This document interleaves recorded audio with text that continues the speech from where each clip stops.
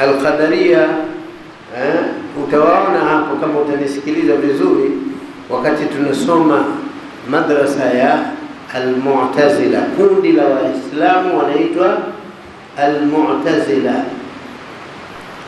Kundi la Waislamu linaitwa kina nani? Al-Mu'tazila.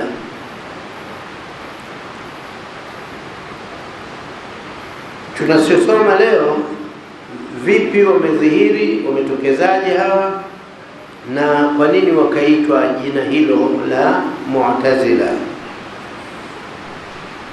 Anaandika huyu bwana, anasema akhfatil ittihadu, ukandamizi umeficha.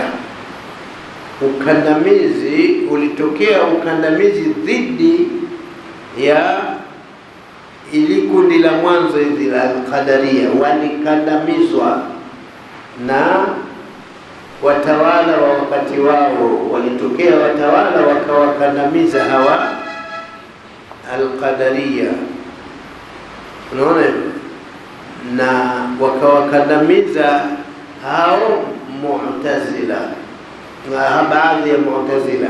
Maka hizi fikra za Mu'tazila tunazosoma leo zimetokea huku kwenye fikra za mwanzo za Al-Qadariya, lakini ulipotokea ukandamizi dhidi yao, sauti yao nani hii? Hao waliokandamizwa ni kina nani? Wale wenye madai ya kusema mwanadamu ana uhuru wa moja kwa moja, analolifanya analifanya yeye. Akifanya kheri ameifanya kwa uhuru wake, akifanya shari amefanya kwa uhuru wake. Si mnanielewa? Wallahi niko peka yangu. Sasa hawa watu walikandamizwa. Akhfatil ittihadu sauta ansari hurriyatil fardi. Hurriyatul fardi ndio ule uhuru wa moja kwa moja wa mtu zamani kwa muda. Fadhallatil bi'atu al-ilmiya, ikawa mazingira ya kielimu tatanaqalu hadha ar-ra'yi, mazingira tu ya elimu ndiyo yaliyokuwa yanapokezana hii rai ya uhuru, lakini haizungumzi uwanjani bayana. Hii rai ya uhuru haizungumzi uwanjani bayana. Watatajadalu sirran, watu walikuwa wanajadiliana haya kwa siri. Hakuna sasa majadiliano ya wazi wazi. Hatta dakhala yawman, mpaka siku moja kulikuwa na mwanachuoni mmoja mkubwa sana katika tabiina. Mnawajua at-tabi'in jamani? At-tabi'una mnawajua kina nani at-tabi'una? Semeni semeni kwa mchangamfu nipate kusikia, mpaka tunaona yani hiyo kwani ina tabu gani? Semeni at-tabi'una ni kina nani? Sauti nyanyua nisikie. At-tabi'una ni watu waislamu waliowahi kuwaona masahaba, ndio waitwa. Na mwanachuoni mmoja anaitwa Al-Hasan al-Basri, ni katika tabi'ina. Huyu mwanachuoni huyu, mama yake alikuwa ni mjakazi anayetumwa, mtumwa. Mjakazi mwanamke anaitwa mtumwa, mwanamke anaitwa mjakazi. Mama yake alikuwa ni mtumwa wa mmoja katika wake wa Bwana Mtume sallallahu alaihi wasallam, mtumishi wa ndani na mtumwa. Unaona, kaolewa huyu mtumwa, kazaa huyu, na yeye na mume wote watumwa, lakini wako chini ya nyumba ya mke wa Bwana Mtume sallallahu alaihi wasallam. Huyu Al-Hasan al-Basri amezaliwa ndani ya nyumba ya Bwana Mtume, yani nyumba ya mke wa Bwana Mtume sallallahu alaihi wasallam.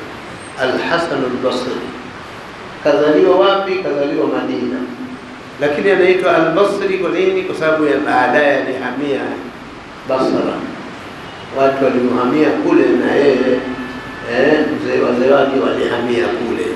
Kwa hiyo kakulia Basra, ndio maana anaitwa Al-Hasan al-Basri, ndio maana anaitwa Al-Hasan al-Basri. Unanisikiza vizuri? Hii ni historia ya Kiislamu. Kama hujui historia ya Kiislamu huwezi ukaujua Uislamu. Kama hujui jiografia ya Kiislamu huwezi ukaujua, wabitali huwezi ukawa shekhe. Ama shehe wenu mtani wasiojua jiografia ya Kiislamu, wasiojua historia ya Kiislamu ni mashehe mmewapa tu jina la ushehe, lakini haiwezekani. Hujui historia, hujui jiografia, hujui chochote, alafu unakuwa shehe. Haiwezekani. Lazima hivi tunajua. Al-Hasan al-Basri ameitwa hivyo ili hali amezaliwa wapi?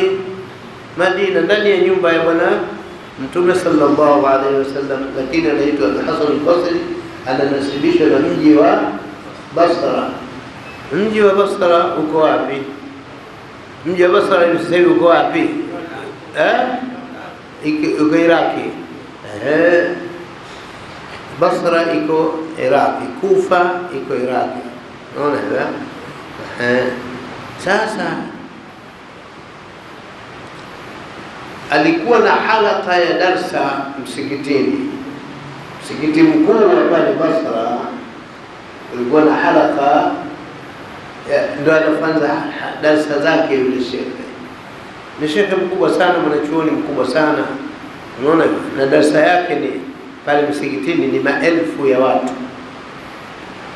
Darasa zake pale msikitini ni maelfu ya watu, anasomesha, na mtu mwingine anasimama anawanukulia wa nyuma, wengine anasimama anawanukulia wa nyuma, kwa sababu wakati ule hakuna vipaza sauti. Na ndio maana mimi nasema hivi vipaza sauti na hivi vipaza sauti ni kitu muhimu sana katika kilichobuniwa. Sasa kuna kwa mfano hii online ya Arkas, hii inatufikishia maneno yetu haya dunia nzima. Unaona, huyu anafanya kazi ya bure. Mimi nimekumbuka nimechukua shilingi 1000 hii. Naomba wengine tutoe 1000 tumpe kwanza ili tuendelee.